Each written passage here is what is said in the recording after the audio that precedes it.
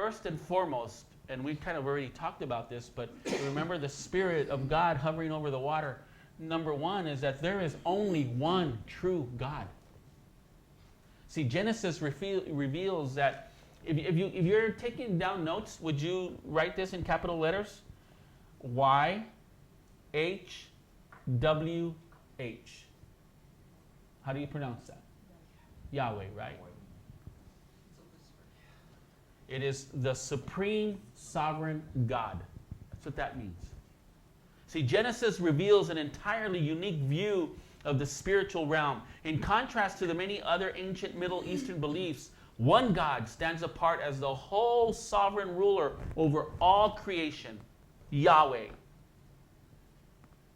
Genesis depicts no division or divine jurisdiction. Unlike the other way their neighbors thought, Israelites did not have a separate God of the sea. They did not have a separate God of the land or a God of fertility. They had none of that. They were, or there was and is only one true God. And I want you to know that the primacy of God must have been striking to a young Israelite child. Imagine them hearing the stories for the first time. And it must have been captivating to hear the famous words repeated at holy assemblies. Do you remember what they would repeat when they would gather in the temples and so forth? I don't know if you know the scripture. It was Deuteronomy 6:4. And depending on what version you have, but they would cry out, "Hear, O Israel, the Lord our God, the Lord is one." And I think that's out of the CSB. But Yahweh is set apart as uniquely powerful, greater than all other gods. Who has Deuteronomy 6:4? Anybody? Go ahead, read it. Hear, O Israel, the Lord our God, the Lord is one. Okay. Thank you.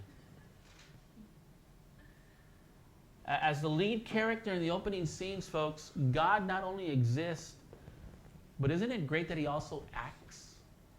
Now, I'm not talking about acting like in a movie. He acts. He does something. God is all through the opening passage as the only active character. Have you ever stopped to think about that? He doesn't need no help. He doesn't need anybody else. He's doing what he's doing and what he wants to do. There are no rivals and there's no one else adding input or ideas. There is simply God who speaks, forms, makes, calls, and blesses.